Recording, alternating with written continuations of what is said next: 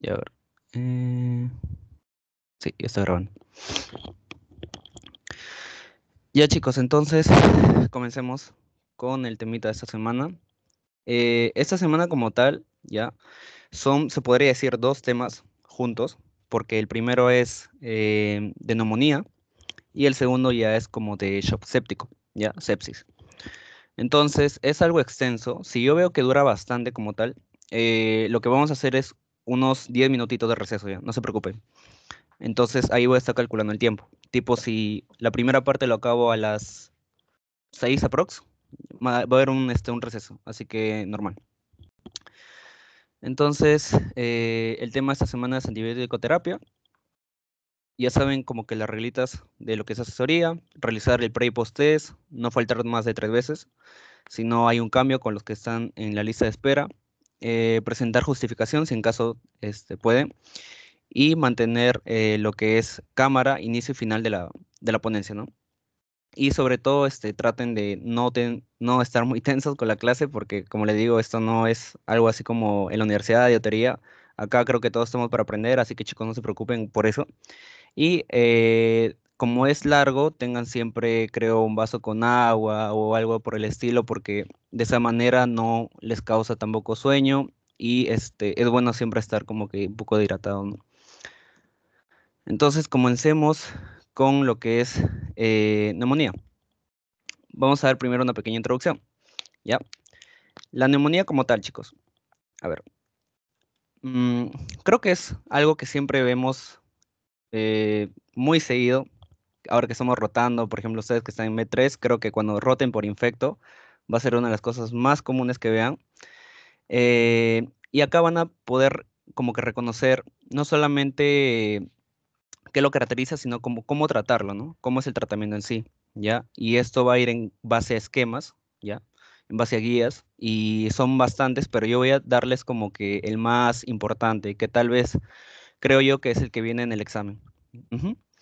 Entonces, lo que es neumonía, ya, es un proceso infeccioso como tal. Eh, es una de las enfermedades más frecuentes, ya. Hay una alta tasa de hospitalización y mortalidad a nivel mundial y también tiene una gran incidencia, a pesar de que haya muchos antibióticos, vacunas y lo demás hoy en día, ¿no? Lo que es como epidemiología, un poquito en resumen de la neumonía.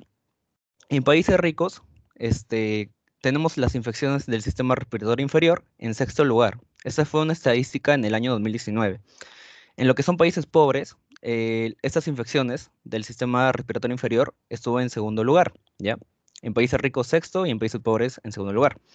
Y a nivel mundial, estas infecciones del sistema respiratorio inferior está ocupando el cuarto lugar. Todas estas estadísticas fueron en el año 2019.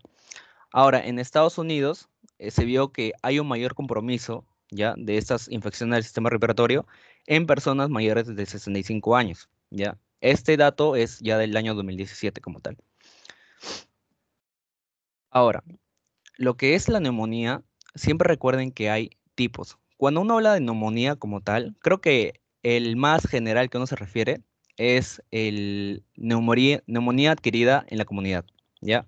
Que es como lo que uno se infecta cuando está en la calle, ¿ya? Entonces, vamos a tratar de clasificar esta neumonía en sus 4 subtipos, ¿ya? Para que sepan como que diferenciarlos un poquito y también tengan mucho ojo con esto. ¿Por qué? Porque siempre, bueno, no siempre, pero clásicamente es pregunta de examen. ¿En qué sentido? Casi siempre preguntan diferencias, o mejor dicho, para diferenciar entre lo que es la neumonía adquirida de la comunidad y también la intrahospitalaria, ¿ya? Eh, ¿Por qué? Porque las características son como lo contrario nomás. Y acá lo van a ver.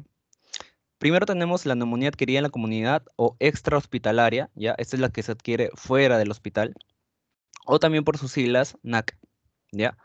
Esta, como características, tiene que ser menor a las 48 horas desde el ingreso al hospital, ¿ya? De manera ambulatoria. Después, ¿qué más? tiene que ser más de 7 días desde el egreso hospitalario. O sea, desde que se va, ¿ya? Tiene que pasar 7 días. Y si uno se infecta, ¿no? Como que más de 7 días, o sea, al pasar el séptimo día, esa sería una neumonía adquirida en la comunidad. ¿Y qué más? También es en no hospitalizados en los 90 días previos, ¿ya?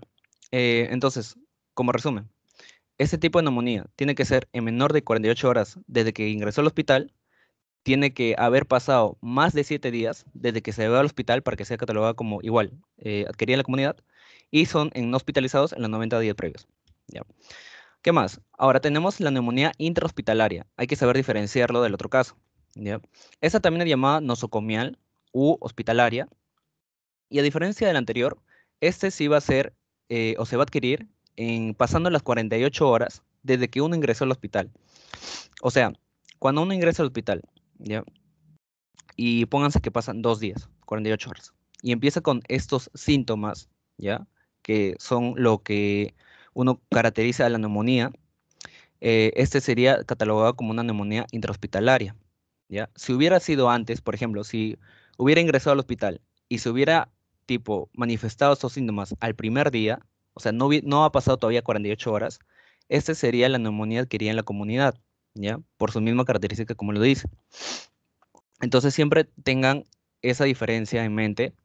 ¿Por qué? Porque, como les digo, mayormente preguntan este tipo de casos en los exámenes, como que el concepto de una intrahospitalaria, de una adquirida en la comunidad, y vienen como que estos enunciados largos, o tal vez medio parafraseados para poder marearlos. Entonces siempre tengan como que el concepto claro, ¿no? Intrahospitalaria es pasando las 48 horas. Y también es menos de los 7 días cuando uno se va del hospital. O sea, por ejemplo, si yo ya me dieron de alta, ¿ya? Y no ha pasado 7 días, recién voy como que en el cuarto día desde que me dieron de alta, y me infecto, ¿ya? O sea, y presento estos síntomas, quiere decir que esta es una neumonía intrahospitalaria, porque no han pasado 7 días todavía. O sea, esto lo adquirió en el hospital. Si hubiera pasado 7 días, no sé, estuviera en el día 10 desde que salí del hospital y presento los síntomas, no, o sea, esto me han infectado afuera, afuera del hospital. Entonces siempre tengan como que eso en claro para poder, no marearse si en caso les preguntan, pues no. Después, ¿qué más? Tenemos otros dos subtipos que se podría decir que entran dentro del hospitalario, porque ese es el ambiente, ¿no?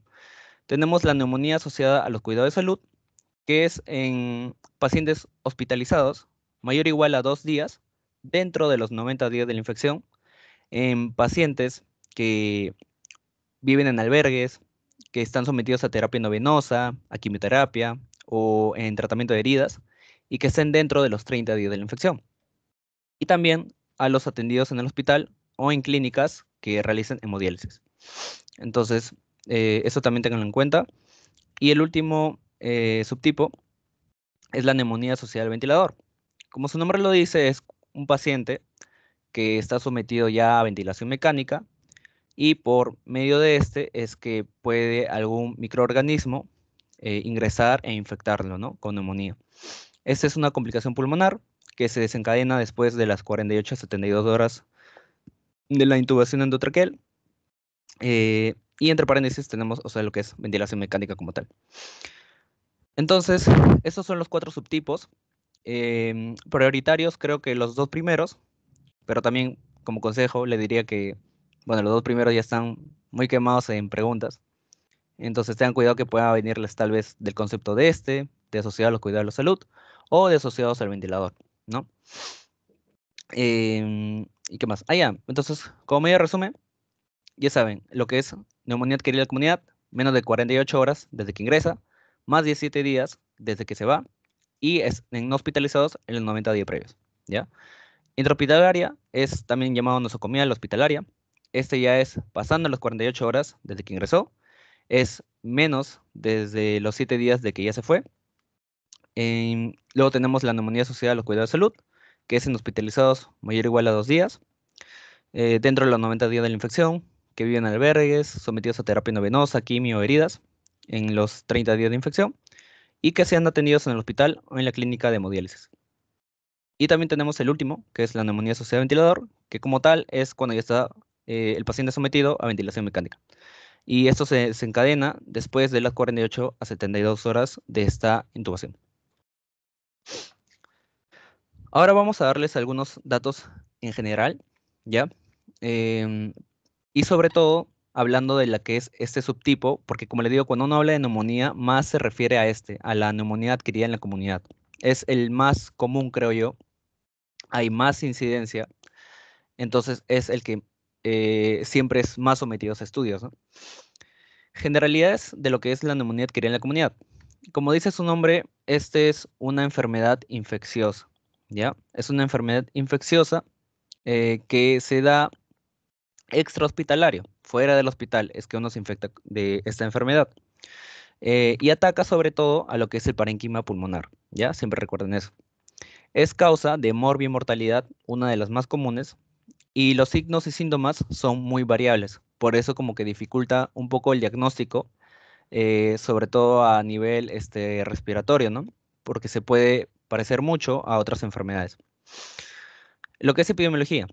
En lo que es su incidencia anual, ¿ya? Se le da a entre 2 y 5 adultos por cada 1000 habitantes, ¿ya? El 40% de la neumonía adquirida en la comunidad en urgencias requiere lo que es hospitalización, ¿ya? Y de 1 a 10% casi siempre ingresan a UCI, ¿ya?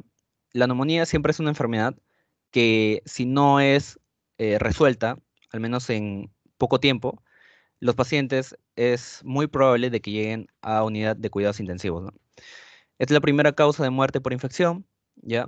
Esta neumonía es tratada en domicilios en menos de 1%, en hospitales de 5,7 a 14% y en UCI en un 30%, ¿ya? Entonces, de estos datos, creo que lo más característico es que es primera causa de muerte por infección y que es, si se dan cuenta, más tratada en unidades de cuidados intensivos. Como factores de riesgo, tenemos que esta neumonía adquirida en la comunidad eh, se puede dar en pacientes que tienen ese hábito de tabaquismo, de desnutrición, de alcoholismo, también que padezcan de enfermedades crónicas como el EPOC, insuficiencia renal, entre otros. Y hablando un poco de lo que es fisiopatología, ¿ya? Esta enfermedad como tal, ¿ya? Lo que va a atacar es el parénquima pulmonar. Los microorganismos, que lo vamos a ver acá en un momento, se someten a nivel del parénquima, van a ir hacia los alvéolos y van a crear lo que es como la infección como tal, ¿no? La infección como tal, creando lo que es secreción a nivel alveolar y por eso el paciente siempre es caracterizado con esos síntomas de que le falta el aire, de que tiene acumulación de líquido en los pulmones. Em, Acá tenemos un poco la descripción que es por inhalación o aspiración de microorganismos patógenos, diseminación hematógena, ¿no? Esos son como los medios por lo cual uno se puede como que contagiar por contigüidad y por inoculación directa del microorganismo, ¿ya? Y acá tenemos algunos ejemplos de lo que son los microorganismos que causan esta neumonía y se dividen mayormente en dos tipos, ¿ya? ¿Por qué en dos tipos? Porque por decirlos, cada microorganismo que pertenece a este grupo, ya sea típicos o atípicos, generan algún tipo de sintomatología y también generan un tipo de diagnóstico diferente a nivel de imagen o laboratorio, ¿ya? Por eso es como que más o menos se diferencian en dos grupos. Dentro de los típicos tenemos el más común, que es el Streptococcus pneumoniae, o criptococo también como lo llaman. Siempre recuerden este porque este es el más común que genera lo que es la neumonía como tal, ¿ya? Después tenemos el Influenzae, el Aerus, también el Streptococcus del grupo A, el Catarrhalis y también anaerobios y gram negativos. Como dato, acuérdense que del Aerus ya provoca lo que es nematoceles, ¿ya? Los nematoceles es prácticamente la destrucción de lo que sería mm, el pulmón, ¿ya? Sea derecho o izquierdo, y en la imagen se va a ver muy notorio, ¿ya? Son como agujeros que le dejan el pulmón, y esos agujeros se le llaman nematoceles. Después de lo atípico, tenemos el Pneumoniae, también M. pneumoniae, C. pneumoniae, el Legionella, el Psittaci, Tularemis y también lo que es la fiebre Q, como tal. Esos son algunos microorganismos que generan la neumonía típica. Y ahí después vamos a ver cuál es la diferencia entre típico y atípico, ¿no? Para que también se guíen un poquito. Pero más o menos de estos, em, siempre apréndanse bastante de los típicos, al menos los tres primeros, Pneumoniae, Influenza y Aerus. Del Aerus, guíense que provoca esto, lo que es nematoceles, ¿ya? Porque esto a veces es un... Esto era un dato que el doctor ya en la teoría se daba como extra. Y recuerdo que lo vi en un banco una vez. Entonces, por si acaso lo coloco ahí. Y de los atípicos también recuérdense al menos los tres primeros. Igual. ¿Ya? Entonces, de todos estos datos, ya saben que la neumonía es una enfermedad infecciosa. Fuera del hospital, es lo que estamos viendo que quería en la comunidad. Tiene síntomas y signos variables. Acá ya están los datos epidemiológicos que también lo pueden observar. Y como fisiopatología como tal, recuérdense que es por inhalación, aspiración de microorganismos patógenos. Ya, ahora vamos a ver lo que es el cuadro clínico de esta neumonía adquirida en la comunidad. Tenemos lo que es la neumonía típica y atípica, ¿ya? Vamos a ver lo que es la etiología, vamos a ver los síntomas y también el diagnóstico. En lo que es la etiología, ¿ya? El más común, como les dije, en la típica es el neumococo, Streptococcus pneumoniae. En cambio, en la típica tenemos el micoplasma, legionela, clamidia, Klebsiella, entre otros. Como síntomas, en la típica, este inicio va a ser súbito, va a ser brusco. Presenta lo que es fiebre y escalofríos. Es, creo, el síntoma más general en todas las neumonías, tanto en la típica también. Presenta lo que es tos productiva, ya, y es mucopurulenta. Presenta lo que es dolor pleurítico, taquipnia, y sobre todo, lo que es el síndrome de consolidación. Ya, acuérdense de ese dato que creo es lo que caracteriza más a la neumonía típica, el síndrome de consolidación. Por el otro lado, en la típica, tenemos que su inicio no es súbito, es gradual, es insidioso. Este es poco a poco, ¿ya? La tos no es productiva como tal, sino es una tos irritativa, seca. Genera lo que es fiebre, que es el síntoma general, disnea, y también acá lo que más caracteriza a la típica, a diferencia de la típica, es que los síntomas van a ser extrapulmonares. En la típica, solamente o es más notorio el compromiso pulmonar, falta de aire, tos, dolor pleurítico, ¿ya? Pero en la típica no solamente hay ese compromiso pulmonar, sino también hay compromisos a otros niveles.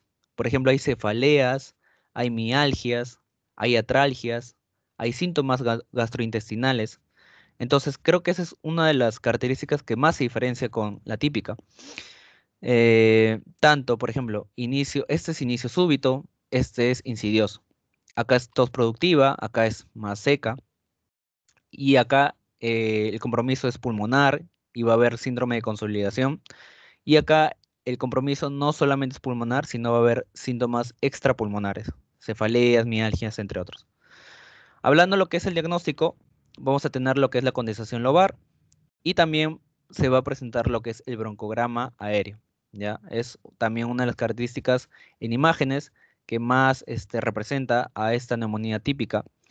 Y en lo que es la neumonía típica, tenemos, ya no es tan como reconocible, sino lo que se va a ver más es una disociación clínica radiológica.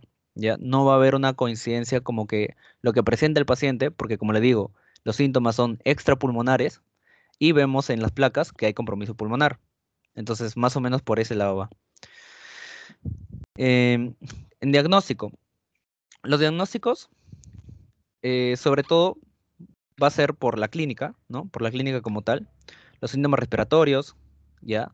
Los síntomas sistémicos, si en caso es más en la atípica como tal. También hay hallazgos focales en el examen físico, ¿no? En el murmullo, en los ruidos y también en los resultados de laboratorio y de la radiografía de tórax. Entonces, acá tengo como que los tres tipos de neumonía que uno comúnmente lo reconoce en las placas, ¿no? Radiográficas. El primero tenemos a la neumonía lobar, ¿ya? Los nombres van de acuerdo a cómo se ve el compromiso en la placa. Lobar mayormente es por el Streptococcus pneumoniae u otras bacterias típicas, ¿ya? Se va a ver lo que es una consolidación de un lóbulo pulmonar, ¿ya? Bajo la pleura visceral del predominio periférico. Y también cruzando los límites segmentarios y presenta lo que es, como le dije hace un rato, el broncograma aéreo, ¿ya? Broncograma aéreo, signo de la silueta positiva, entre otros, ¿ya? Y más o menos acá se puede reconocer un poquito. O sea, hay un compromiso lobar, se ve el broncograma aéreo. em, y luego tenemos lo que es la neumonía segmentaria. Este ya es por otros microorganismos, Aeros, Klebsiella, Pneumoniae. Em, las áreas acá comprometidas van a ser bilaterales, parcheadas, de consolidación, ¿ya? También es conocido como infiltrado algo nodoso, de predominio periliar o peribronquial, ¿ya? Y puede haber lo que es broncograma aéreo y atelactasia, ¿ya? Entonces, acá, a diferencia del lobar, ya no solamente es un compromiso de un lóbulo pulmonar, sino acá va a ser ya más bilateral y es conocido como el infiltrado algodonoso, ¿no? Se va a ver como básicamente unas ramas así comprometidas en los ambos campos pulmonares. Y el último que tenemos es la neumonía intersticial, que acá tenemos por microorganismos del Lemme pneumoniae, virus respiratorios, ¿no? Como lo vimos, por ejemplo, en COVID-19. Va a haber lo que es patrón retículo nubular, ¿ya? Engrosamiento también peribronquial y puede acompañarse de lo que es atelactasia. Y no suele haber producción del esputo, ¿ya? Entonces, acá tenemos esas tres formas de ver en una radiografía, ¿ya? Y es la manera más clásica de reconocer lo que es una neumonía. Cuando uno ve una neumonía en el hospital, siempre va a pedir primero su radiografía, ¿ya? Y lo que mayormente ve siempre es una neumonía lobar, ¿ya? Pero obviamente puede haber cualquier compromiso, sea segmentaria, intersticial, y creo que por el COVID-19 creo que siempre hemos visto al menos ese compromiso característico del COVID, que es el patrón de virus esmerilado, ¿no? Entonces, más o menos así es como uno se guía en lo que es el diagnóstico, sea por los síntomas o sea por los exámenes de imagen, ¿ya? Y también lo que ayuda, que lo puse acá en naranjito, es una tomografía, ¿ya? Donde se puede ver el patrón de virus esmerilado y la consolidación que representa una neumonía. Entonces, en resumen de esto, tenemos los síntomas de una neumonía típica, atípica, tenemos la etiología, más característicos es neumococo, Streptococcus pneumoniae, en la otra tenemos Mycoplasma, Legionella, entre otros. En los síntomas ya saben cómo diferenciarlo, prácticamente es lo contrario. En uno es inicio súbito, en el otro es brusco, inicio súbito y el otro es insidioso. En los dos hay fiebres, en uno la tos es productiva, en el otro es más irritativo, más seco. Em, y acá va a haber lo que es síndrome de consolidación, el compromiso es netamente pulmonar, y acá va a haber ya síntomas más extrapulmonares, como estos ejemplos. Y el diagnóstico que se puede ver en imagen es la condensación lobar, broncograma aéreo, y acá en imagen ya es más difícil porque hay una disociación con nuestra clínica y lo que vemos en imagen.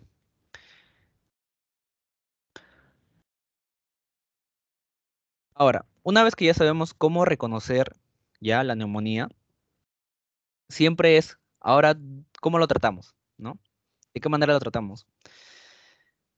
Esta diferencia, ya, de estos tipos de escalas que he puesto acá, es para saber si esa neumonía puede ser tratada en la casa, ya, de manera ambulatoria, o debe ser tratada ya en el hospital, si es una emergencia.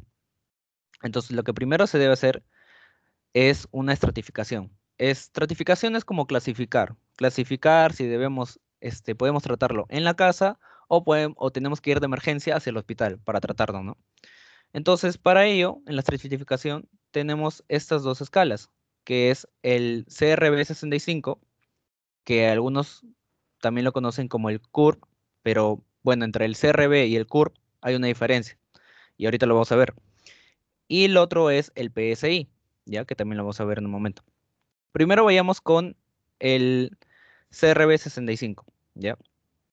Y acá, por ejemplo, bueno, busqué una imagen y más hay del curve, porque el curve es el más usado. Pero ¿por qué les coloco el CRB? Porque más adelante van a ver que se va a trabajar más con esto que con este, ¿ya? Pero ambos son muy útiles, ¿ya? Solamente que por temas así como de ir a lo más importante es que yo los coloco solamente el CRB 65. Pero apréndanse ambos. Si pueden aprenderse también el curve, que la diferencia literalmente solamente es un valor, para acá.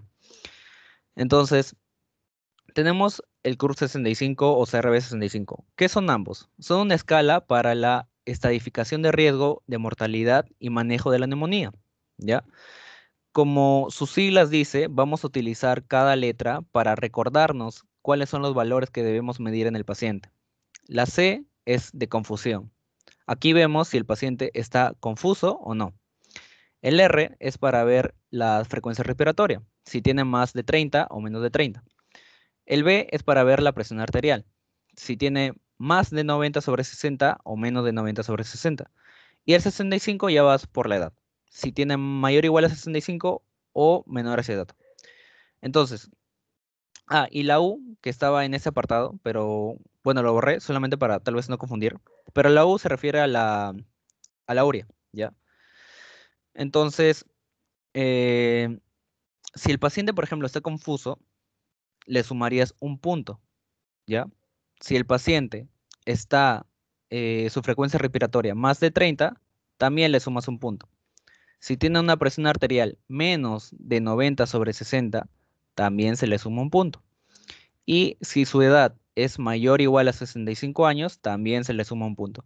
Si se dan cuenta, en el CRB 65, el total es 4 puntos. Y ahorita vamos a ver el score, porque ese puntaje como tal sirve para clasificarlo al paciente de una manera y también es para el manejo como tal.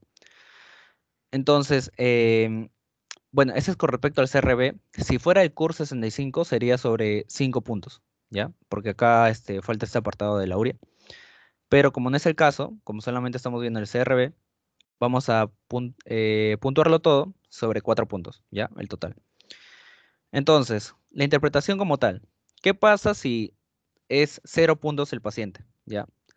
Si el paciente tiene como que estos síntomas, ¿no? De lo que es una neumonía. Pero todo esto es negativo, o sea, no está confuso, su respiración es menos de 30, tiene buena presión y es un paciente joven, el score sería 0. Y en ese caso el manejo es ambulatorio, ¿ya? El paciente no tiene que estar hospitalizado para que sea manejado. En el caso, si en caso, o sea, el paciente ya tiene de 1 a 2 puntos, el manejo ya va a ser dentro del hospital, va a ser intrahospitalario, ¿ya? Y si en caso el paciente tiene 3 a 4 puntos, o sea, que sería el máximo, si en caso sale positivo en todos estos tipos de puntajes, de acuerdo a la clasificación, el paciente ya tiene que ser sometido a la unidad de cuidados intensivos, ¿no? Porque da a entender que está muy grave a nivel respiratorio. Entonces, más o menos esta es la clasificación del curso 65, o mejor dicho, el CRB. Lo que viene en examen, ya, porque también es pregunta de examen, es más de acuerdo a esta clasificación como tal, o sea, al score, porque recuerdo que una pregunta era, por ejemplo, si es un paciente que tiene que ser sometido a nivel, o sea, si tiene que ser hospitalizado, ¿ya? De acuerdo al curso 65, ¿cuánto puntaje tiene? ¿Ya? Si es el curso 65, como le digo, el puntaje es otro, ¿ya? Pero si le pregunta por el CRB, ya sería este. O sea, si es un nivel hospitalario y le pregunta por el CRB, sería de 1 a 2, ¿ya? Si fuera el curso 65, creo que es 2 puntos, si no me equivoco. Más o menos, 2 puntos. Pero igual, o sea, si pueden como que revisarlo, el curso 65 como tal, igual les serviría bastante. Acá no lo puse, creo que por un poquito de tema de espacio. Tal vez podía ponerlo acá, pero un poquito más pequeño, pero creo que por tema de espacio creo que no lo coloqué. Entonces, más o menos así, tengan en cuenta eso, que es pregunta de examen el CURP. Y ahora vamos a ver el otro método de estratificación, que es el PSI, ¿ya? Este es el índice de severidad de neumonía. Tenemos otra clasificación acá. Ya no pide lo que es confusión, respiraciones, ya no pide lo que es presión, sino es más extenso, ¿ya? O sea, no solamente pide lo que mencioné, sino pide más cosas. Y el puntaje va a ser mayor, si se dan cuenta acá es 30 puntos, 20 puntos y así. Y hay otro tipo de clasificación para ver si el paciente necesita manejo ambulatorio o manejo hospitalario. Entonces, empecemos con el primero, que son parámetros demográficos. Si es varón, ya, el puntaje va a ser su edad. Si es mujer, es su edad menos 10 puntos, ya. El puntaje es acá, por ejemplo, si yo tengo 20 años, el puntaje sería 20. Y en el caso de mujeres, si es una mujer de 30 años, le restas 10, sería 20 puntos, ya. Si es procedente de residencia, ya, o sea, de otras regiones, sería 10 puntos. Ahora, hablando de comorbilidad, si presenta el paciente una neoplasia, se le suma 30 puntos. Si presenta hepatopatía, 20 puntos. Insuficiencia cardíaca congénita, 10 puntos. Una ACV, 10 puntos. Y nefropatía, 10 puntos. Y así más o menos va sumando todo el puntaje que tú vayas viendo en el paciente. En exploración física igual, tenemos todos estos valores. En las pruebas complementarias también tenemos todo esto que nos indica. Y al final, ya cuando hemos prácticamente hecho la clasificación de acuerdo al puntaje de nuestro paciente, vamos a catalogarlo en nuestros grupos, ¿no? Son 5 grupos, ¿ya? En el grupo uno es básicamente que no hay, por ejemplo, no salió nada de nada, o tipo si los datos son muy... Si no hay datos, ya es como catalogado acá, grupo uno.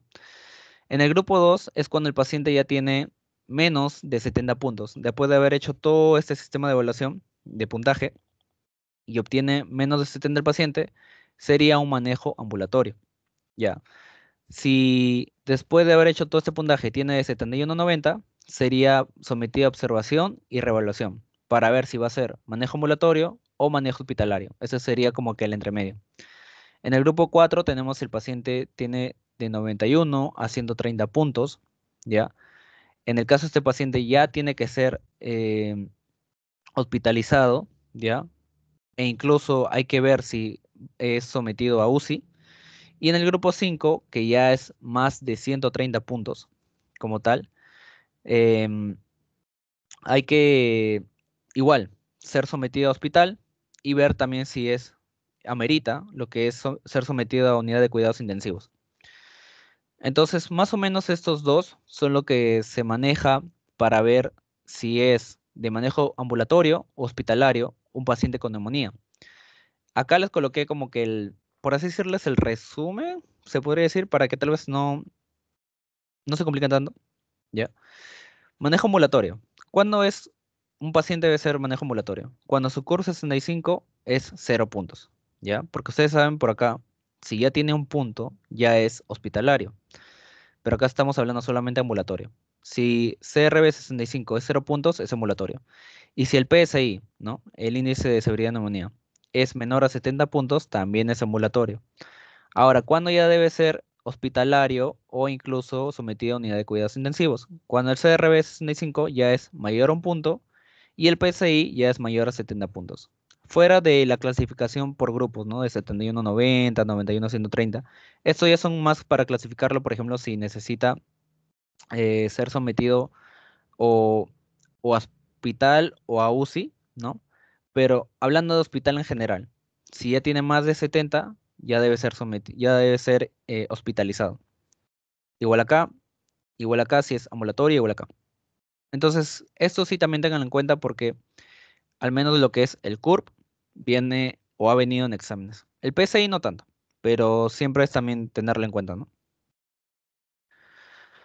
Ahora, hablando de UCI, ¿ya? Porque mucho hemos hablado de hospitalización. O sea, sabemos cuándo hospitalizarlo, pero cuándo sabemos que el paciente debe ser ya sometido a UCI. Para ello, hay criterios, ¿ya? Criterio de la ATS y de la IDSA para admisión a UCI, que es son criterios americanos, ¿ya?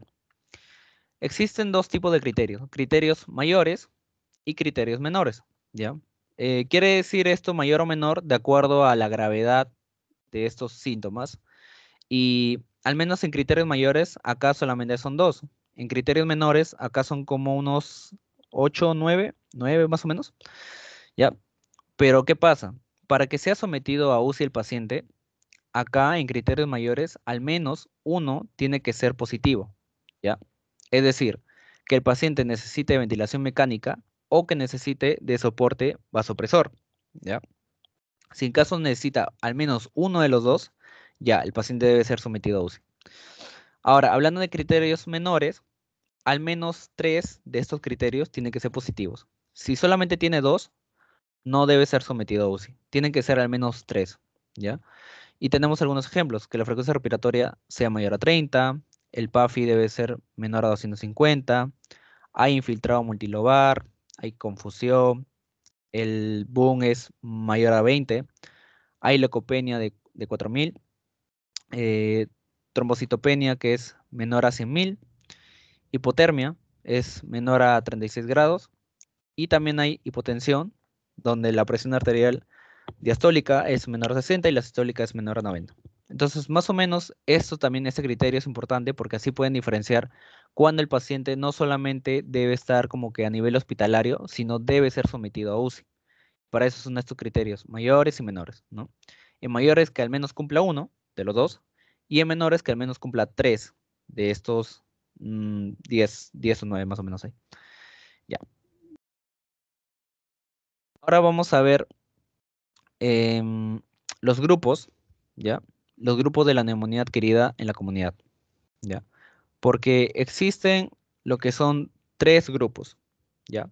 Y no hablo, por ejemplo, de los grupos de acá que vimos hace un rato. Estos grupos como tal, no es a lo que me refiero, sino como que son otro grupo que lo clasificó en base, o sea, se clasificó en base a la escala del CRB 65 y también a los criterios de la ATS, que es la American Thoracic Society, ¿ya? Ellos fueron los que clasificaron este tipo, claro, catalogaron estos tipos de grupos. ¿Para qué? Para que después de uno saber a qué grupo pertenece el paciente, se le haga el manejo, ¿ya? Entonces, en resumen, son tres grupos, ¿ya? Grupo uno, grupo 2 y grupo 3. El grupo uno, ¿ya? Lo que mayormente nos guiamos es que su puntaje es de CRB 65 esté entre 0 y 1, ¿ya? Si el paciente tiene un CRB 65 de 0 a 1, quiere decir que está en el primer grupo. En el segundo grupo, el puntaje debe ser de 2, ¿ya? O sea, debe ser 2, pero también acá entran los de 0 a 1, y ahorita lo vamos a ver por qué. Y en el grupo 3 ya serían el puntaje de 3 a más, o sea, 3 o 4, ¿ya? Entonces, más o menos, creo que mi forma de aprendérmelo así rápido fue que el grupo uno, como dice su nombre, si el grupo uno es hasta el uno, el grupo 2 es hasta el 2, ¿ya? O solamente 2, ¿ya? Y el grupo 3 es de 3 para adelante.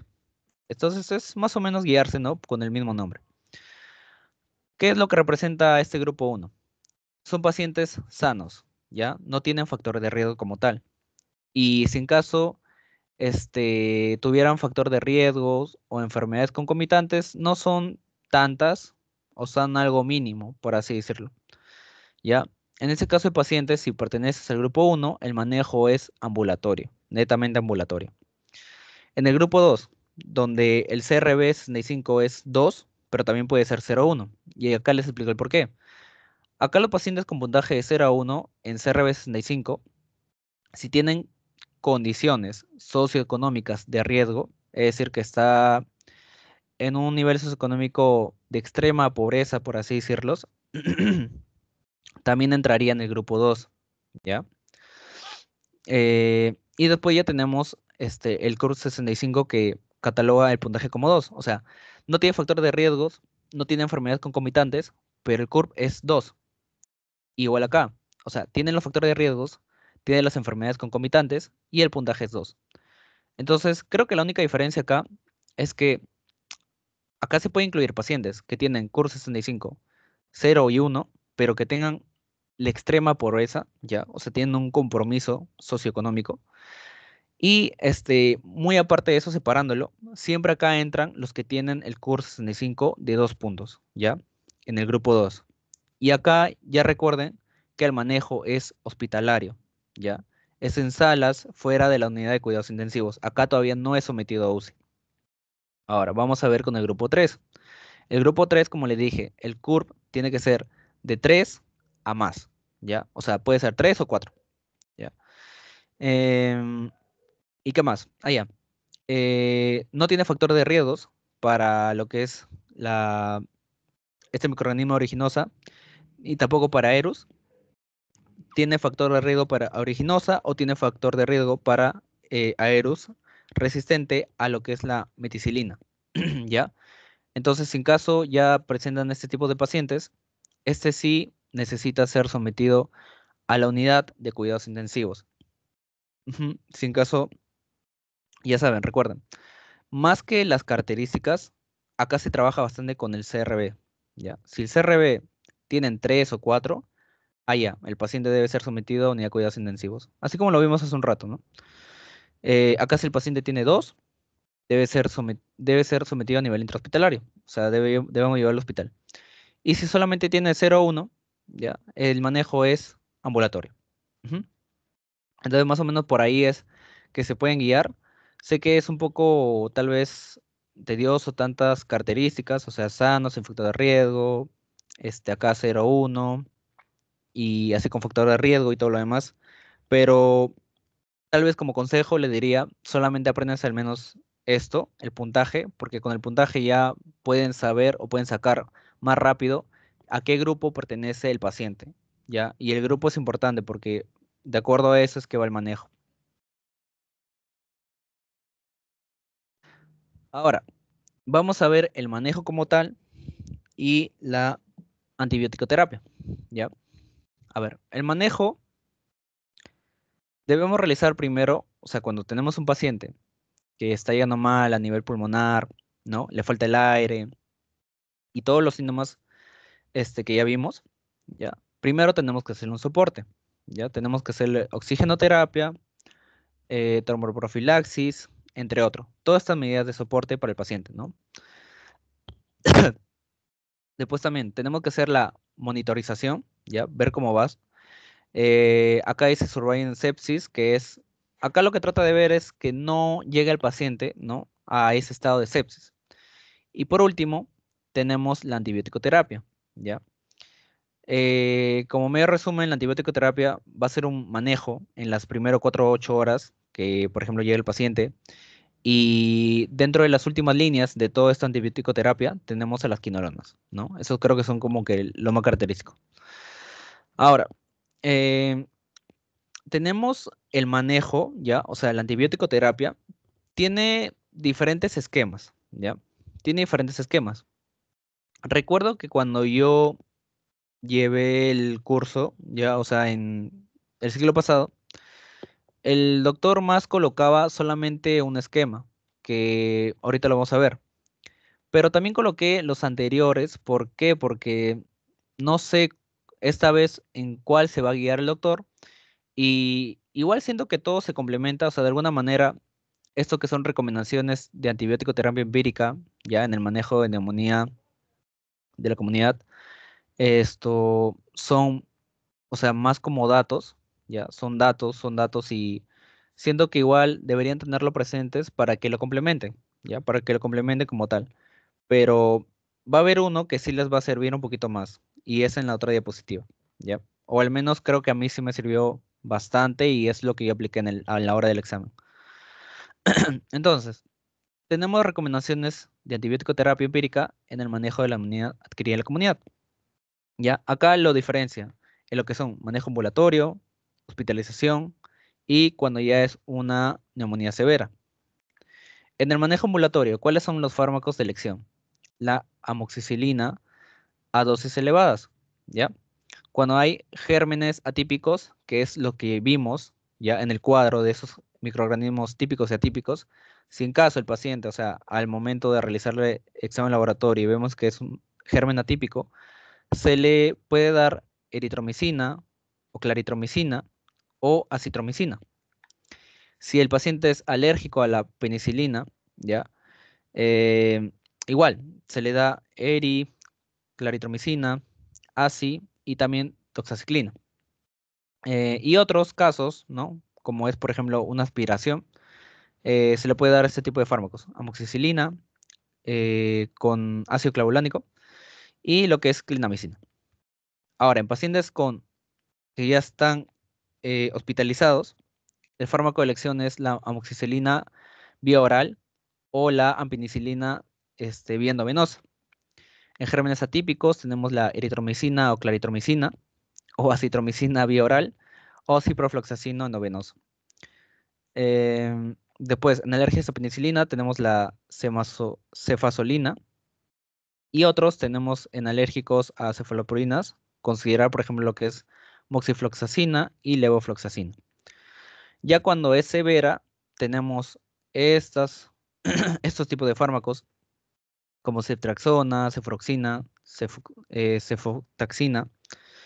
En gérmenes atípicos tenemos estos. Si se dan cuenta, más o menos en los gérmenes atípicos siempre se repiten, ¿ya? En lo que es fármaco de elección, al menos amoxicilina también siempre se repite, ¿ya? Incluso en alergia a penicilina, el primero se repite con estos dos anteriores, ¿ya? Entonces, así como medio de, tal vez, para que sea más rápido, o sea, de hecho, o sea, que se aprendan como que uno, ¿ya? Va a ser más fácil ya aprenderse lo demás, ¿no? Porque o sea, la mayoría se repite. Y estos fármacos en general, por ejemplo, si se aprenden todo esto, más adelante van a ver que se repiten los mismos fármacos, ¿ya? O sea, acá al menos en neumonía siempre son mismos fármacos. Sé que es un poco tedioso aprenderse todos estos nombres, pero si se lo aprenden acá, ya va a ser más rápido en las siguientes diapositivas y así, ¿no? Entonces, eh, este de acá, o sea, todo este esquema, véanlo como algo general, ¿ya? ¿Por qué? Porque en el examen es muy raro que les digan así como, por ejemplo, ¿cuál es el fármaco de elección para manejo ambulatorio? ¿Ya? Amoxicilina a dosis elevados. Al menos yo no he visto como que pregunta como tal, así, en los exámenes. Más he visto formulados de otra manera y que es apoyado más por otros esquemas. Pero como les digo, por si acaso, acá también ya les coloco este esquema, al menos para que se vayan familiarizando con los fármacos, para que cuando ya continúen en las otras diapositivas ya sepan qué fármacos es, ¿no? Para qué sirve su manejo, para ambulatorio, hospitalización, cuando es severo, y así más o menos. Y acá también les dejé el dato de las dosis de los fármacos, porque, a ver, en el examen también les preguntan las dosis, pero a veces lo que ayuda es, uno sabe como por ejemplo qué fármaco darle, ¿ya? Tal vez lo más tedioso que puede hacer la doctora en ese caso es colocar como que el fármaco que es como que uno debe utilizar, pero pone diferentes dosis. Y ahí ya uno tiene que saber cuál es la dosis correcta. Que puede ser, pero he visto muy pocos casos, ¿ah? Muy pocos casos como que hablando del tema de neumonía. Eso yo más lo he visto en tema, por ejemplo, de tuberculosis, por así. Pero ya igual, si en caso pueden aprendérselo con dosis, sería bien bacán de alguna manera porque muy aparte del examen, como le digo chicos, o sea, uno tiene que saber ya el tratamiento como tal para el manejo, ¿no? Cuando vaya al hospital y sepa qué darle al paciente. Entonces, acá le dejo la dosis de fármaco, ¿no? Al menos se utiliza en todas estas familias para lo que es el manejo ya de neumonía. Y seguimos con los otros dos esquemas. Ya. Estos dos esquemas es en la izquierda de guía europea y en la derecha ya es americana como tal. ¿Ya? Entonces, igual, la de la izquierda, mm, sí, o sea, tampoco ha sido como que utilizado mucho en exámenes. La que se utilizado en exámenes ha sido más esta, ¿ya? De la guía americana.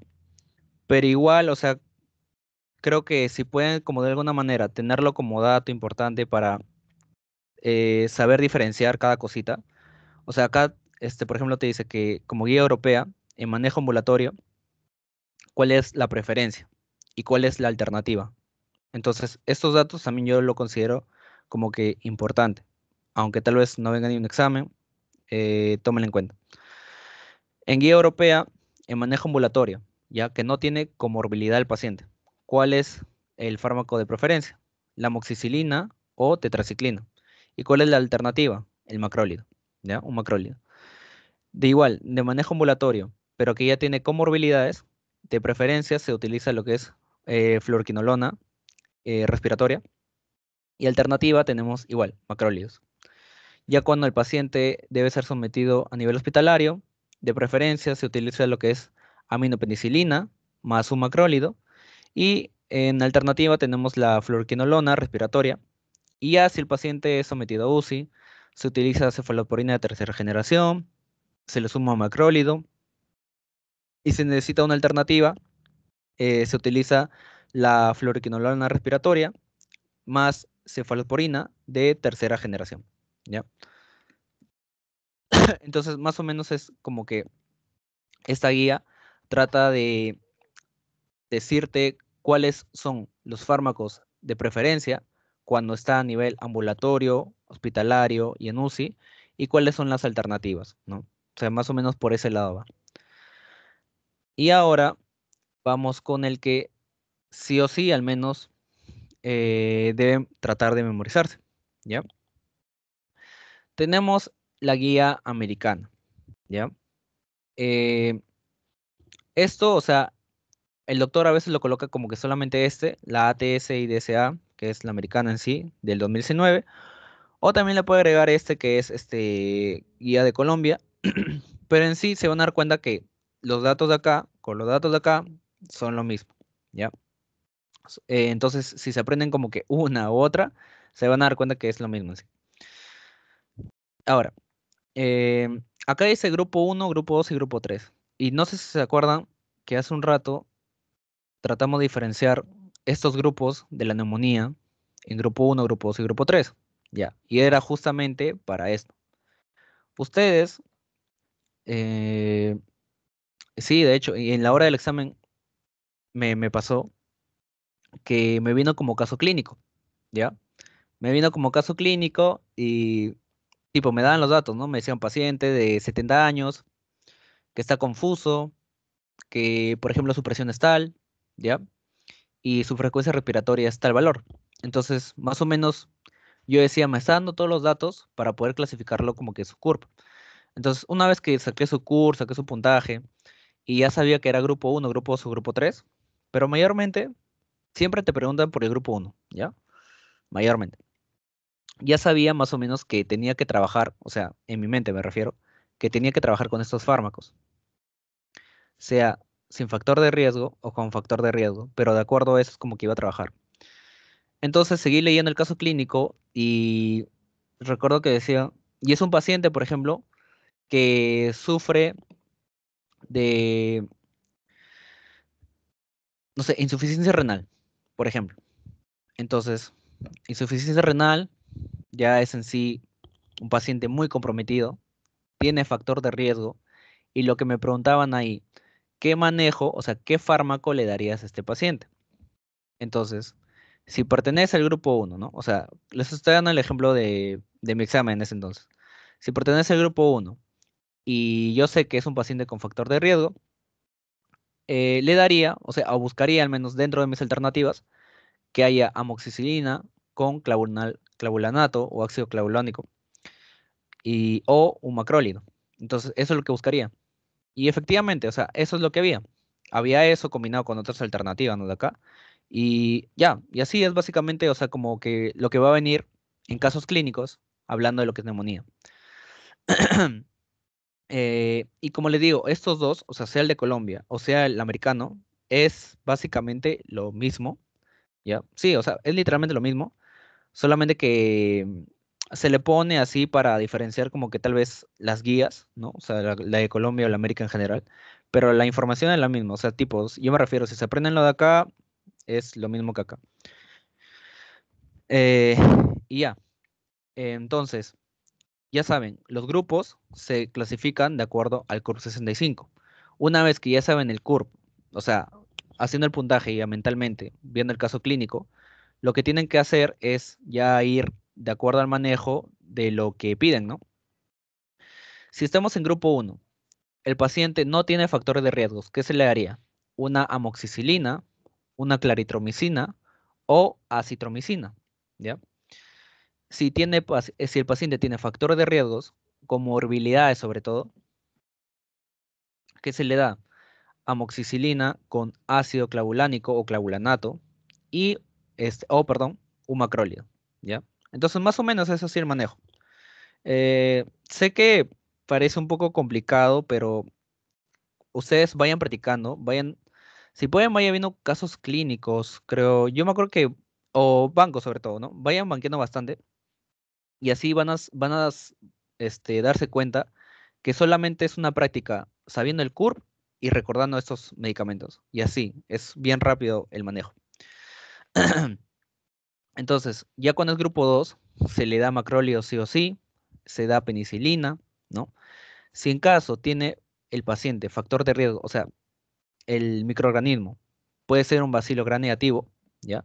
Lo que se da acá es ampicilina y sulbactam, ¿ya? Y si en caso tiene factor de riesgo para neumococo resistente, ¿ya? Se le da lo que es ceftriaxona. Esos datos como tal, si en caso les viniera, en el mismo caso le debería decir, paciente que en realidad se le ha hecho estudios y ha salido positivo para neumococo resistente o tienen bacilos gram negativos, ¿no? Y ahí tienen que saber como que los tipos también. Y el grupo 3, acá el manejo ya es con ah, ampicilina y sulbactam, el macrólido y también lo que es un oseltamivir. Si el paciente tiene este factor de riesgo para lo que son pseudomonas, lo que se da acá es la piperacilina con tazobactam o lo que es el cefepime.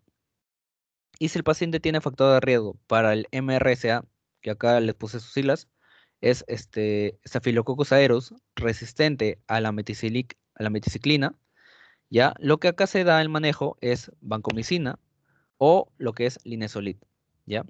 Entonces, más o menos así es como se da el manejo. Primero, sepan clasificarlo de acuerdo a su curva. Una vez que ya tienen su grupo, ya por memoria como tal, tienen que saber qué darle. Y tienen que saber diferenciar si el paciente tiene factor de riesgos o no tiene factor de riesgos, al menos en el grupo 1. Eh, y acá igual, o sea, tienen que saber si dice en el caso que tiene factor de riesgo para bacilos gram negativos, para neumococos resistentes, y en grupo 3 para pseudomonas o para estafilococcus aureus resistente a meticiclina. Todo esto debería ser como datos extras que le dan en el caso. Y lo de acá, como le digo, es lo mismo. Por eso tal vez no lo toco mucho. Creo que el único dato así como aparte es este del oseltamivir, que se da en caso de influenza, pero de ahí nada más, y en sí lo mismo. Entonces, este es en sí el que le digo que tienen que aprenderse esta guía, la americana.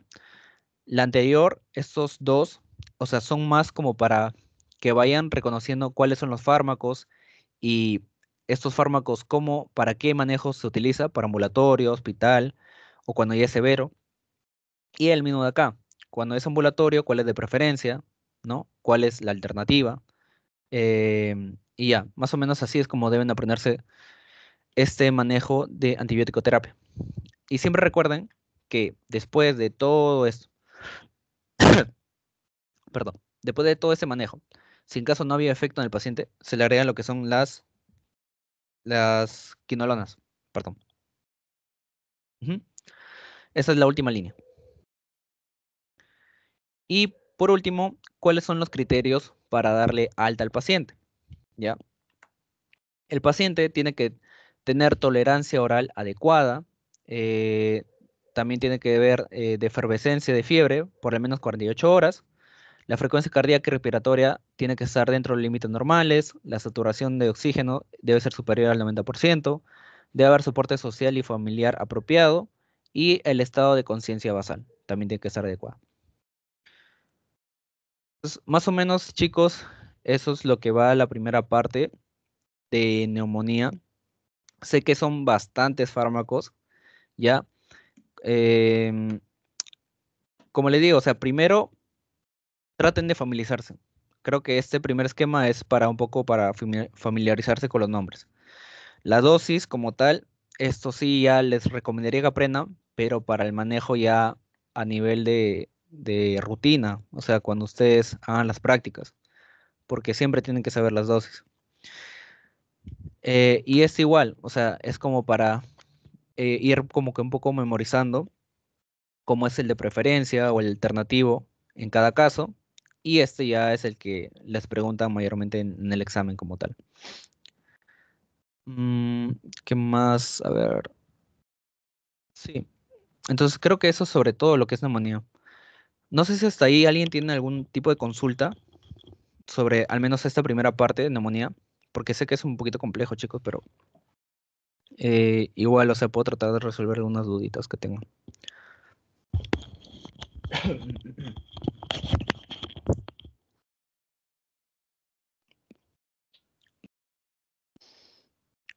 Si en caso no hay dudas, vamos a ver, ¿qué son? Ya.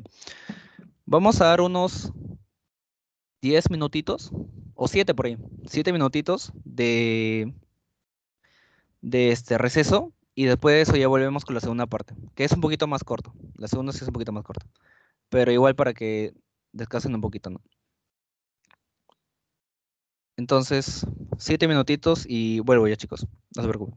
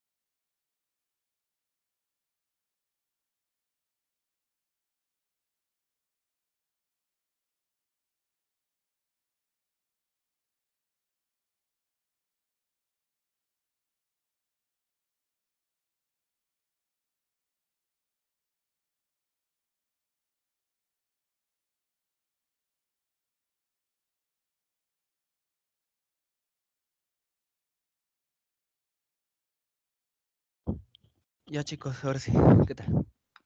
Vamos con la segunda partecita. Voy a compartir de nuevo. Un momento.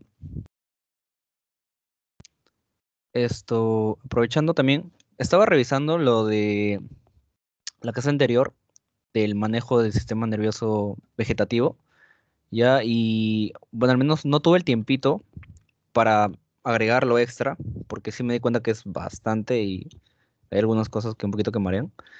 Entonces creo que debo al menos darme un poco de tiempo, buscar como que un espacio para poder leer todo ese tema extra que ha puesto la doctora y cuando ya lo agregue a la diapo, ¿no? O sea, la diapo que hice y lo vaya agregando ahí, ya les haré en medio de repaso. Puede ser tal vez la otra clase o cuando vea, como le digo, cuando ya esté completo como tal. Y si no, ya, si en caso no me da el tiempito, por lo mismo que, como les digo, hago un poco de las cosas de mi ciclo, ya lo complementaría normal en el repaso, ¿ya? Y buscaría la forma de que sea como que bien conciso para que no se mareen, ¿no? En ese momento. Pero, eso es como que el adelanto que les hago. Y ya, ahora sí, vamos con la segunda parte de lo que es ahora manejo de sepsis, ¿ya? Introducción de lo que es sepsis. Primero acá tenemos unos tres términos que deben tener en cuenta. Infección, que es la invasión de un microorganismo patógeno, ¿ya? O potencialmente patógeno en un tejido, ¿ya? Tejido, cavidad corporal o lo que es fluido habitualmente estéril. Ahora, lo que es bacteremia es presencia de bacterias en sangre, ¿ya? Y lo que es disfunción orgánica es cambio agudo en el puntaje total de la escala de SOFA, que ahorita vamos a ver qué es el SOFA, igual o mayor, o sea, mayor o igual a 2 puntos a causa de la infección. Entonces, partamos primero por lo que es la infección, ¿ya? La infección ya sabemos, invasión de un microorganismo en un tejido, cavidad corporal o fluido estéril. Tenemos la infección, ¿ya? Supongamos, paciente con infección. También tenemos otro concepto que es el SIRS, ¿ya? Y este es como una inflamación sistémica, ¿ya? Es es un síndrome de respuesta de inflamación sistémica, pero no es lo que es una infección como tal, ¿ya? Por ejemplo, para diferenciarles, ¿no? La infección obviamente causa una respuesta inflamatoria en nuestro organismo, pero el SIRS es muy aparte de una infección, ¿ya? Es un síndrome de respuesta inflamatoria sistémica, pero que no es causada por una infección. Ahora, ¿qué pasaría si tú juntas estos dos? Lo que genera ya como tal es la sepsis, ¿ya? Si tú tienes una respuesta inflamatoria sistémica en tu cuerpo y aparte de eso te da una infección, ya obtienes como tal que el paciente está sufriendo una sepsis, ¿ya? Y después de eso ya viene lo que es sepsis severa, shock séptico, ¿ya? Pero todo eso son como escalas. Acá también pusimos para diferenciarlo este segundo esquema. Todo esto es como la infección y todo esto es el SIRS, ¿ya? Son como que términos muy aparte, condiciones muy aparte que se le dan al paciente, pero de alguna manera, si ambos se juntan, si el paciente sufre de ambas cosas, de un SIRS, de una respuesta inflamatoria sistémica, y aparte de eso le da una infección, lo que sufriría el paciente ahora es una sepsis. Y siguiendo con ello, seguiría a una sepsis severa y después llegaría a un shock séptico, ¿ya? Entonces acá, por ejemplo, ponemos, ¿no? Infección puede ser por bacteremia, fungemia, parasitemia, ¿no? O sea, mejor dicho, que es infección por bacterias, por hongos, por parásitos, por virus, entre otros. En cambio, lo que es una inflamación, una respuesta inflamatoria sistémica, ya es por otras cosas. Es, por ejemplo, inflamación del páncreas, un trauma, una quemadura, ¿no? Cosas que son muy diferentes a una infección, pero pueden llevar a una infección, ¿ya? Eso es lo que tratamos de diferenciar acá. Entonces, vamos a ver los criterios que son como los términos, ¿no? O sea, para diferenciar qué es en sí una sepsis severa, un shock séptico, cómo en sí yo sé que el paciente está padeciendo estas condiciones? Ya sabemos, lo que es síndrome de respuesta inflamatoria sistémica, ya que es el primer término que vimos. ¿Cómo sé que el paciente está padeciendo de esta condición? Tiene que cumplirse al menos dos o más criterios que tenemos acá. La temperatura es mayor a 38,3 o menor a 36 grados. La frecuencia cardíaca es mayor a 90, la respiratoria es mayor a 20, ¿ya? Eh, Después, los glóbulos blancos van a ser mayor a 12.000 o menor a 4.000 o más del 10% de formas son inmaduras. Entonces, si cumple al menos dos o más criterios de estos cuatro que vemos, el paciente estaría padeciendo de un síndrome de respuesta inflamatoria sistémica. Ahora, ¿cómo sé que el paciente tiene una sepsis? Es cuando cumple al menos estas dos condiciones, porque de eso trata el CIRS, ¿ya? El CIRS trata al menos cumplir estas dos condiciones, y a eso le sumas que el paciente esté padeciendo un proceso infeccioso, ¿ya? Eh, entonces acá es como le digo, o sea, es padecer al menos dos de estas condiciones, y a eso se le suma el proceso infeccioso, ¿ya? Esto de acuerdo, o sea, se le hace los exámenes de laboratorio y si el paciente ya tiene leucocitos elevados y todos los valores que indican lo que es una infección como tal, ya estaría padeciendo lo que es el paciente una sepsis, ¿ya? Ahora, lo que es una sepsis severa, ¿ya? La sepsis severa es la condición de sepsis más un signo de hipoperfusión o una disfunción orgánica, ¿ya? Eh, en resumen, sería que cumpla al menos uno de los criterios de acá. Sería sepsis severa, ¿no? O sea, perdón, sería área de piel eh, moreteada, debería ser acá, o moteada, no sé. Llenado capilar más de 3 segundos, el gasto urinario es menor a 0,5 mililitros sobre kilogramo, al menos una hora o terapia de reemplazo virtual.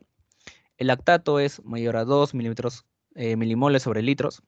Hay cambios abruptos en el estado mental, el EKG es anormal, hay trombocitopenia, ya es menor a 100.000 plaquetas, la coagulación intravascular diseminada, lesión pulmonar aguda y también hay lo que es disfunción cardíaca por ecocardiografía o medición directa del índice cardíaco, ¿no? Entonces, más o menos estos son los criterios para que cumpla el paciente con lo que ya es no solamente una sepsis, sino una sepsis severa, ¿ya?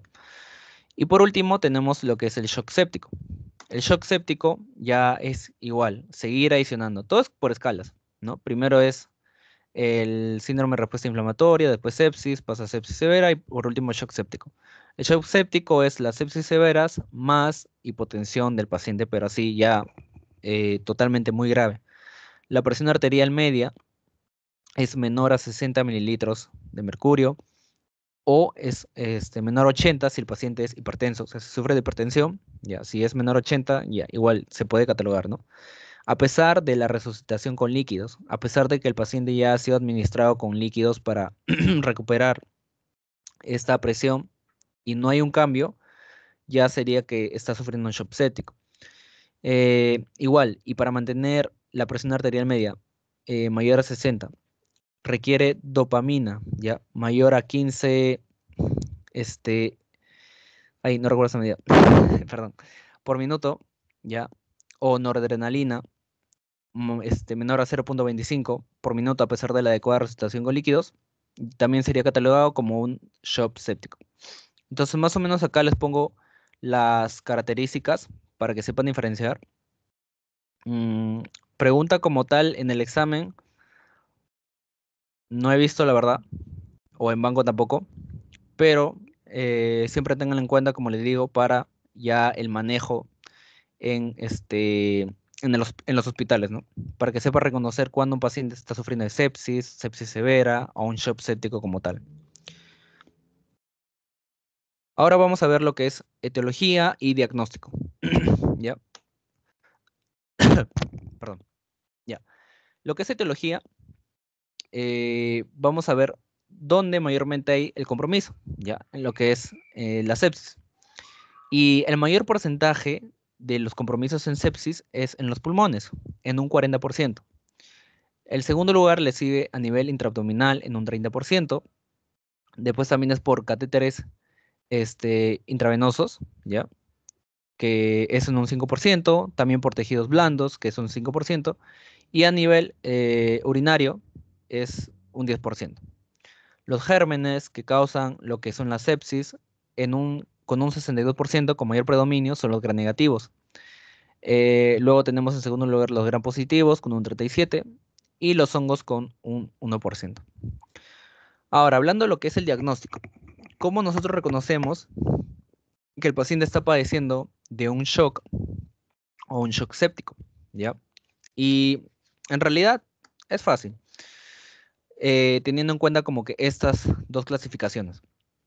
Primero, ¿qué pasa? Cuando vemos un paciente y tenemos la sospecha de una infección, ¿qué es lo primero que tenemos que hacer? Primero tenemos que hacer con esta clasificación que se llama Quick SOFA, ¿ya? Ver si cumple estas tres condiciones. El Quick SOFA lo que permitió, que es una clasificación, la verdad, bien útil para si en caso no recuerdas, creo yo, el SOFA como tal, porque el SOFA es este otro cuadrito y es un poquito más extenso. El Quick SOFA lo que dice es que al menos si presenta dos o más, ya, porque son tres nomás, pero si presenta dos o más de estos puntos de esta escala, el paciente tendría mucha probabilidad de que esté padeciendo de una sepsis, ¿ya? Entonces, la primera condición es que la escala de Glasgow sea menor o igual a 13 puntos, que la presión arterial sistólica sea menor o igual a 100 y la frecuencia respiratoria sea mayor o igual a 22, ¿ya? Entonces, más o menos es por ese lado que se va el Quick SOFA, que permite una clasificación mucho más rápido para saber si un paciente está presentando sepsis o no. Y ya, o sea, en el sentido, primero sospechamos de infección. Si confirmamos que el Quick SOFA es mayor o igual a 2, o sea, tiene dos rangos, o sea, positivos, ahora lo que hay que ver es la disfunción de órganos. Y para eso es que sirve esta otra clasificación que es el SOFA, ¿ya? El SOFA ya abarca mucho más cosas, abarca escala de Glasgow, creatinina, bilirrubina, plaquetas, presión de oxígeno FIO y también ya la presión arterial media. Entonces, va de acuerdo a un puntaje, ¿no? Los criterios del 1 hasta 4 puntos y es de acuerdo al valor que se tenga en cada casito. Si en caso pueden memorizárselo, es muy útil, la verdad.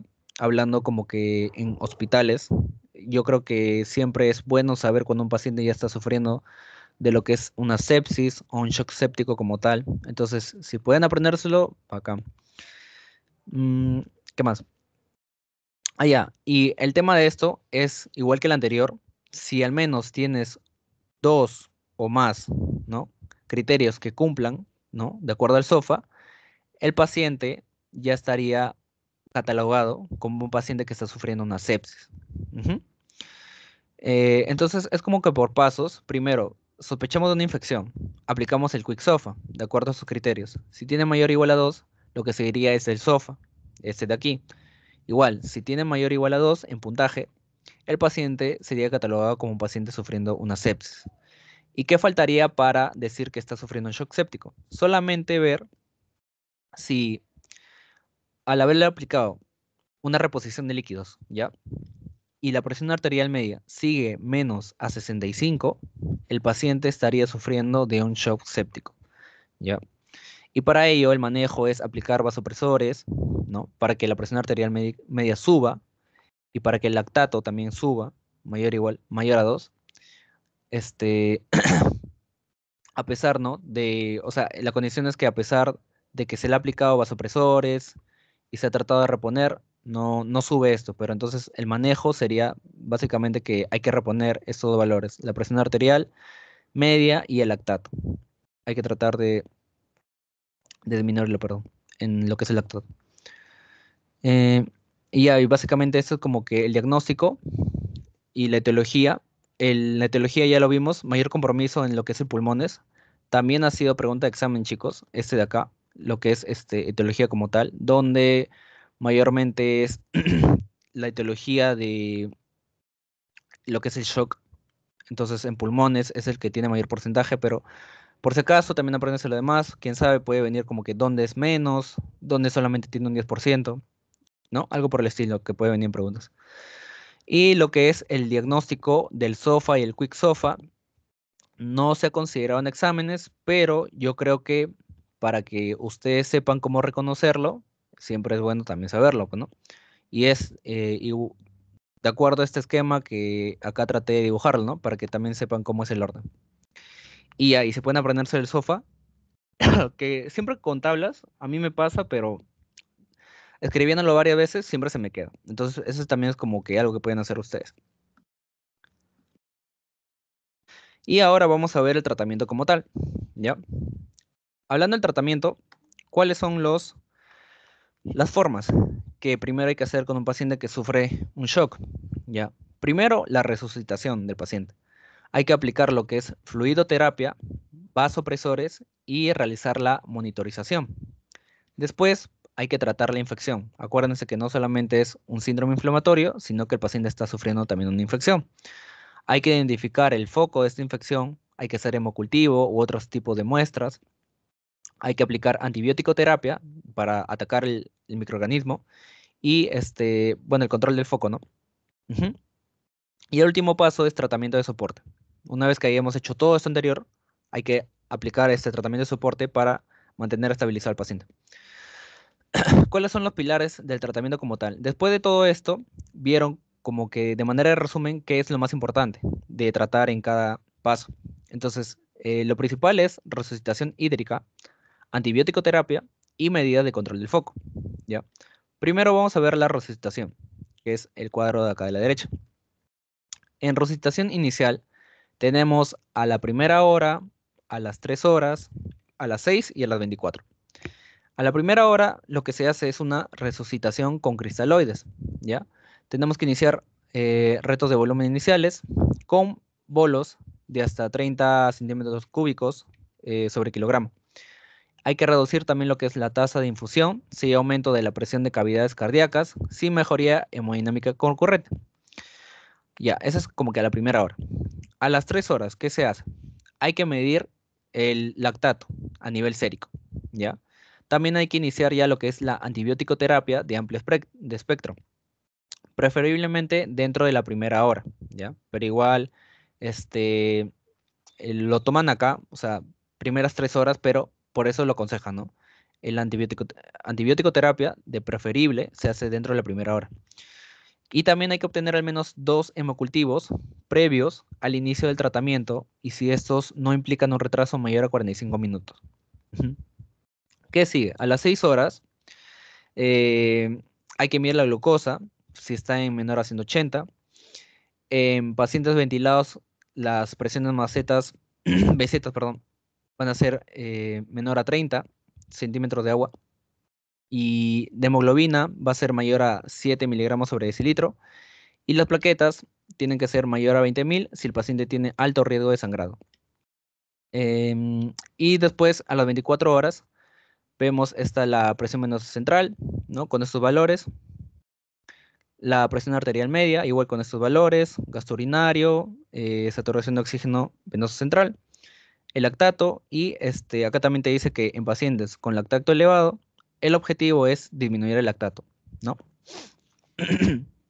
Entonces, más o menos estos son los condiciones que se hacen a resucitación inicial y esto sí, esto también ha sido pregunta de examen, ¿no? Por si acaso, chicos. O sea, lo que es resucitación inicial, si no mal recuerdo, creo que preguntaron, por ejemplo, a las 3 horas. Es como que viene paciente, ¿no? Que necesita resucitación inicial, ¿qué se debe hacer a las primeras 3 horas? Entonces, más o menos por ahí es que deben tratar de recordarse estos tipos de condiciones, de manejos, porque ya ha sido preguntado, entonces por ahí va ese lado. Y este es el último, creo, que es las recomendaciones actuales para iniciar la reanimación en sepsis y shock séptico. Así como resume, sé que tal vez todavía no tienen la diapositiva, pero yo me llevo bastante, ¿no? Por las diapositivas de los ciclos anteriores, al menos lo que llevé en mi ciclo. Las recomendaciones actuales, ya para iniciar la reanimación de sepsis y shock séptico, no les miento, eran como 30, casi 30 recomendaciones, y son así de extensas, bien extensas, o sea, cada uno eh, tiene diferentes tipos de recomendación, ¿no? De manejo, todos son importantes.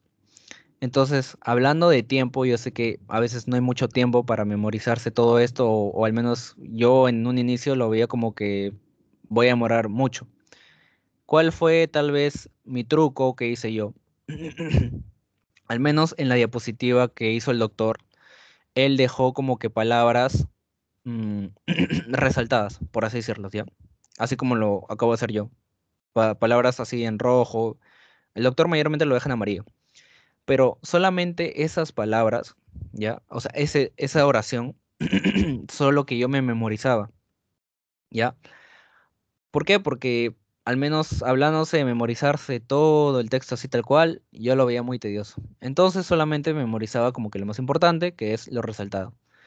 Y bueno, para suerte mía, sí liga. O sea, yo siento que cuando te preguntan en los exámenes, eh, que mayormente preguntan cuál no es una recomendación, ¿ya? O qué recomendación es como que errónea, ¿ya? Ahí más o menos te puedes guiar. Solamente por haberte aprendido esto, que es como lo más importante, creo yo, de todo, de cada texto, eh, puedes tratar así como que de jugar con las respuestas. Ya, ese es un consejo que yo les daría hablando de tiempo, porque sí es bastante, o sea, como les digo, son como casi 30 recomendaciones que les dan, y todas son importantes, o sea, deben aprenderse todas. Entonces, más o menos por ese lado va. En lo que es shock séptico, viene bastantes preguntas de recomendaciones, viene de resucitación inicial, de acuerdo a las horas, etiología también viene, diagnóstico, apréndanselo por si acaso. Mm, esto de los criterios no viene, pero igual, ¿no? Para que sepan su clasificación, por si acaso aprendan a hacer. Entonces, más o menos es por ese lado que se inclina este tipo de preguntas a la hora del examen. Y ya, chicos, o sea, podría abarcarles más de las recomendaciones como tal, pero también lo que quiero ver es, al momento que me pasen su diapositiva, ¿no?